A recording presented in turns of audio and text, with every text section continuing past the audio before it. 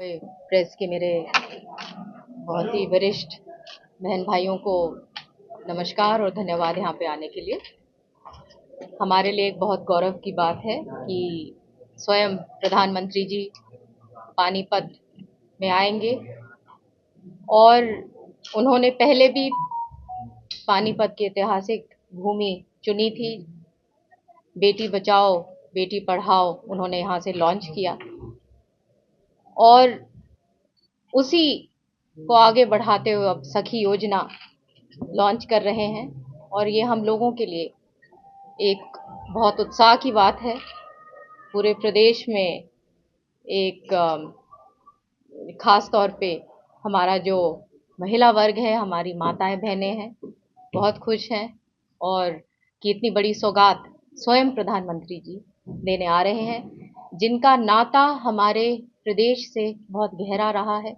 एक अटूट रिश्ता उन्होंने हरियाणा के साथ हमेशा रखा और जब भी कोई बात होती है तो वो स्वयं आते हैं और ऐसी ऐसी सौगात हमारे प्रदेश को देके स्वयं जाते हैं। महिला बाल विकास विभाग क्या नया करने जा रहा है आपके नेतृत्व में, क्योंकि आप युवा हैं, आपको जिम्मेदारी मिली है? ये मैं धन्यवाद करती हूँ अपने लीडरशिप का, हमारे माननीय प्रधानमंत्री जी का, चीफ मिनिस्टर साहब का, माननीय मनोहर लाल जी का, जिन्होंने मुझे ये मौका दिया है और ज़मीन पर काम करने के लिए डायरेक्टली हमारी माता और बहनें आगे बढ़ें, हर रूप से वो और भी सशक्तिकरण हो। पोषण एक बहुत बड़ा इसमें एक कंपोनेंट है, जहाँ पे हमारी माताएं बहनें, हमारे जो बच्चे हैं, उनके खान पीन की जिम्मेदारी आंगनवाड़ी के तहत पूरी करी जाती है और इसमें एक पहल करते हुए कि सबसे पहले की सारी जो सूची जो पोषण के लिए जो आते हैं, जो सरकार इतना कुछ भेजती है, उसकी तमाम सूची एक बोर्ड के ऊपर होनी चाहिए हर गांव में, ताकि गांव वाले भी निगाह रख सकें कि ज़मीन पे क्या आ रहा है, क्या नहीं आ रहा उनके लिए, कि आना चाहिए, आया नहीं आया।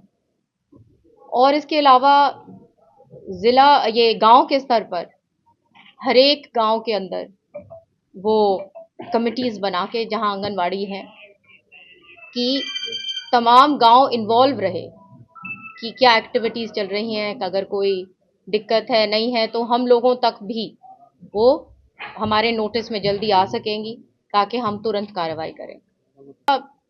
मैंने स्किल डेवलपमेंट पे एक माननीय हमारे चीफ मिनिस्टर साहब ने एक मार्गदर्शन दिया कि स्किल डेवलपमेंट को भी जोड़ा जाए, तो उस प्रकार से पायलट प्रोजेक्ट्स हम जहाँ जहाँ जो जिस तरीके से मैंने बोला है, एक रिपोर्ट बनाए कि जिस ज़िले में, जिस हलके में जो हम संभावना है करने के लिए, जैसे शहरों में ई रिक्शा की ट्रेनिंग दी गई और वो प्रोजेक्ट्स कामयाब रहे, तो उस प्रकार से प्रोजेक्ट्स बनेंगे और फिर उनको भी इंटीग्रेट किया जाएगा। इसके अलावा जैसे आपको पता है कि महिला चौपाल एक बड़ा हमारे संकल्प पत्र में ये हमने एक प्रॉमिस किया था और उसके ऊपर तुरंत कार्रवाई करते हुए कि आंगनवाड़ी के साथ जहाँ जहाँ आंगनवाड़ियाँ हैं वहाँ वहाँ हमको उनके साथ इंटीग्रेट करके, ताकि पूरे गांव के अंदर वो एक जगह पे ये एक्टिविटी हो, ताकि पालन पोषण बच्चे, हमारी माताएं बहनें एक जगह, वो एक हब बन जाए। ये नहीं कि वो फैला हुआ हो, कुछ इधर कुछ इधर, तो उस तरीके से काम हो। और जोरों शोरों से अधिकारियों को भी बोला गया है कि अपनी अपनी ड्यूटी सब निभाएं, किसी भी तरीके से कोई कमी नहीं आनी चाहिए। जो अच्छे काम करते हैं उनको बहुत हम अप्रिशिएट भी करते हैं, और जो काम जो ग्राउंड स्तर पे नहीं होगा और मेरे निगाह में वो चीज़ जब आएगी तो फिर उसके ऊपर कार्रवाई। क्या क्या कुछ कहना चाहेंगे? अलग अलग दस्तों के साथ रवाना होंगे। देखिए, किसान हमारे प्रदेश की रीढ़ की हड्डी है। ये एक कृषि प्रधान प्रदेश है और हमारे सरकार ने खुद, माननीय प्रधानमंत्री जी ने ऐतिहासिक फैसले लिए हैं किसानों के हित के लिए। हमारा एक मात्र यही एक प्रदेश है जहां पे 24 फसलों के लिए एमएसपी दी जा रही है किसानों को, और एक एक दाने की खरीद हो, ये माननीय चीफ मिनिस्टर साहब का दिशा निर्देश उन्होंने शुरू से ये दिया है। और उसके तहत डीबीटी के तहत जहां पे ट्रांसफर डायरेक्टली करीब 16,000 करोड़ रुपया डायरेक्टली हमारे अन्नदाता के अकाउंट्स में गया है। तो ये वो सरकार है। हम चाहते हैं कि हमारे किसान भाई जो हैं वो अपने आप को आर्थिक रूप से मजबूत वो समझें और हों, और उसी के लिए हम सब की सब प्रतिबद्ध हैं। देखिए, सरकार प्रतिबद्ध है कि हमारे बच्चों के लिए बहुत सारी स्कीम्स हैं, और ख़ास तौर पे जो जहाँ तक ये जिसकी आप बात कर रहे हैं, काम हुआ है, आगे भी काम की ज़रूरत है, क्योंकि ये सशक्तिकरण का एक हिस्सा है कि सारे के सारे जो लोग हैं, जो इतनी सारी जो स्कीम्स बनी हैं, उनका लाभ हमारे लोगों तक। हम करनाल में महिला बाल विकास विभाग का कार्यालय है, एक हफ्ते से लाइट नहीं है वहाँ पर। जानकारी ये मिली है कि बिजली का बिल नहीं भर पाए।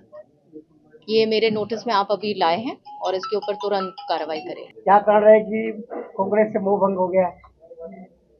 देखिए, कांग्रेस अगर इतनी अब रास्ते पे रहती तो इतने लोग कांग्रेस को क्यों छोड़ते?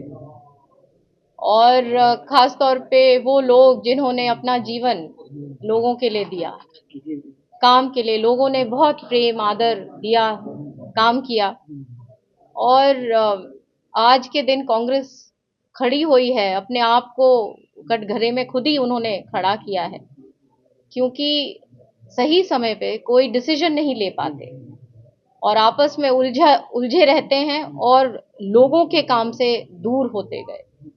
सत्ता के लिए हमेशा एक जिसको कहते हैं ना कि सिर्फ सत्ता एक लक्ष्य लेके, ये नहीं कि लोगों की भलाई। जहां जहां जो लीडर्स थे उनको स्ट्रांग नहीं किया और सिर्फ पिता पुत्र की बात रह गई। तो ये इस प्रकार से जब बात आ जाती है तो पार्टी को खामियाजा भुगतना पड़ता है, और बार बार लोगों ने कांग्रेस को, चाहे वो सेंटर में हो चाहे वो स्टेट में हो, विपक्ष में बिठाया। मंत्री चुनाव से पहले तरफ एसआर के ग्रुप है, ये ग्रुप तो आ गया बीजेपी में, एसआर से बात चल रही है। ये तो देखिए, ऐसा है कि भाजपा वो फ्यूचर की, ये भाजपा का युग है, और ये वो पार्टी है जो लोगों को मौका देती है काम करने के। तो जो आना चाहते हैं वो आगे पार्टी का डिसीजन है, और जो पार्टी चाहती है हम उसका स्वागत करेंगे।